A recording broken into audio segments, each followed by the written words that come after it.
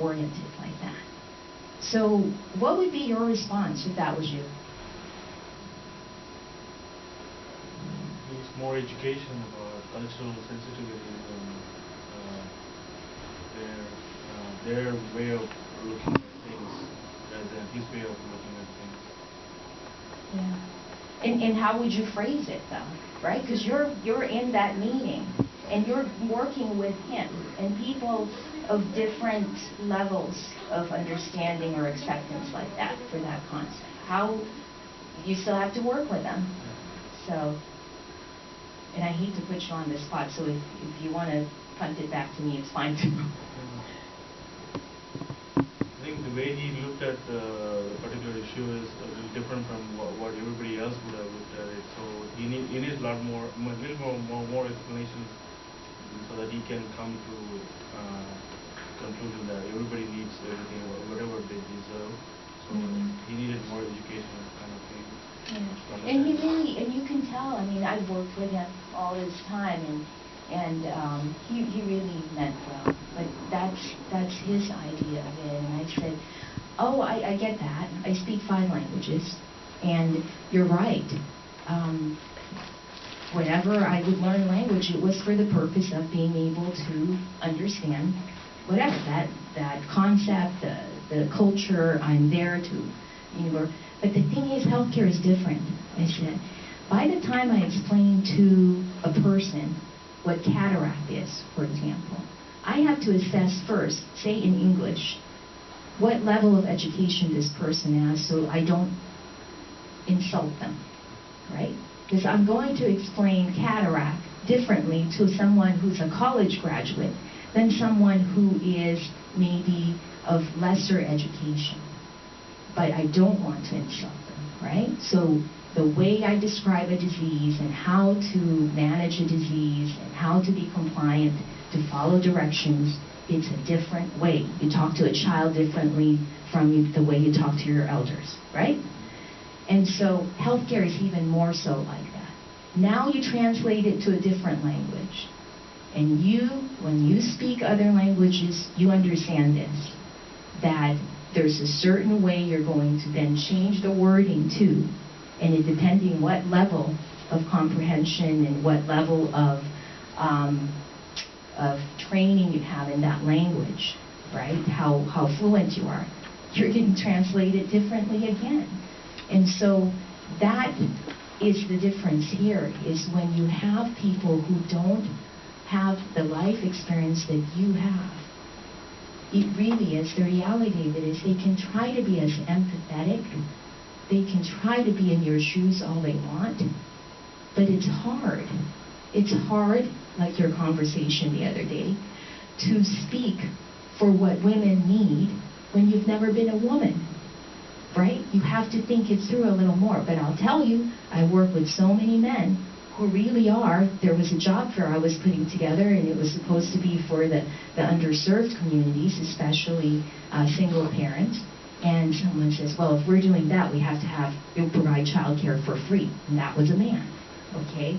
So there are certain situations where, yes, we'll have exceptions, but it's just an example over and over again that when I'm in that room and I'm the only brown girl there, and I'm talking about an issue, and naturally can see the connection between why one policy is maybe a little more efficient going this way, it's because of our life experience. So this is my other motivation for why everything I do is always about, okay, if we do that, how are we bringing up, how are we empowering more underrepresented communities to be at the table? Because nobody will know the solutions better than you, right? Because you've been there. And no matter how much somebody wants to say, I've listened to you, I've learned what you've been through, I think I know how to make it work, what the solutions are to make your life, your family's lives better, you still will be the one that will know which solutions will work best, right? And your community trusts you to actually talk to them, right? Because let's face it, especially when you've come from communities where the politics was very corrupt, or In my community, for example, because the poverty is so great, there is a tendency sometimes to compete rather than to empower each other. And so we call it a crab mentality in the Philippines. You know how crabs work when you're cooking them in the big pot, right? So one starts to come up, and the other one pulls it down. Okay?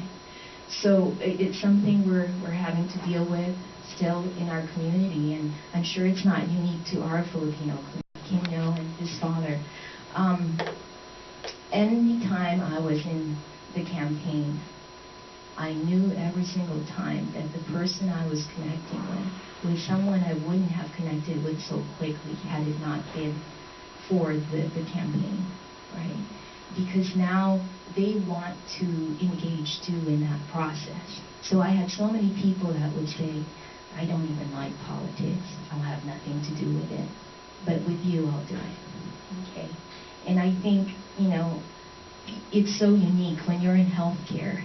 There's a certain trust that people naturally already have because you took this oath, you took this step that says to you, I want to give care. It doesn't necessarily mean I might even get paid for it, but I still would want to, it's not as tangible as like selling something, right, an object.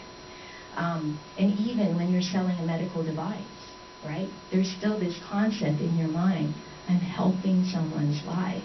This isn't just making them feel better because they have the nicest purse with the best little logo on it, right? It's something different about healthcare. And I think that was my other motivation that I wanted to share with you, is think about how special you are being in healthcare and how much more your public service as a healthcare provider can really extend to the general community when you someday become a leader within your career, your vocation, your profession, and then use that as a way to then contribute back to the general community. I want you to be the only brown person there, okay? This is why I used to interview for a group called Boards and Commissions Leaderships Institute for Urban Habitat. And the idea was to, again, bring more underrepresented communities to learn how to be a commissioner for a county or a state or a city. And a lot of times we get intimidated. We think, well, I don't know how to run a meeting or what the rules are when you're a commissioner. So they would train people to go through this program. And we were the first graduates we trained. And this young man says to us, he's a young Filipino with like a mohawk and some piercings, but very, very intelligent. You know, and again, another lesson about not making judgments based on someone's physical appearance, right? And he says to us, so can I learn about the demographics, like what my class will look like? Because I don't want to be like odd man out, right? Because he's like 19, but he's really very, very knowledgeable about so many things. And I said, I'm wondering why you asked this, you know, odd man out. You know, I joined the Rotary and there's 100+ people there, and I really don't look like anyone else, okay? And I said, and that's important, because who else is going to be the first one there that's different so others can follow, right? So I wanted to keep reminding you about that. Once you've achieved what it is your personal goals are, keep thinking about how do I extend out to the general community. It's very comfortable to say, I'll just help this organization in biotechnology, and that's it. And that's what I used to do. The only organizations I was ever involved with is anything eye-related. And then you have to keep extending, because how else are they going to know about what you do until you join, say, a women's group that has all these other scientists there outside of your technology. And then outside of that, maybe other professionals in general. It's so important that you're out there And you're not just with the same people that you're comfortable with. There's no other way you can teach what you do and why it's important. And so I wanted to just kind of get some feedback from everybody here.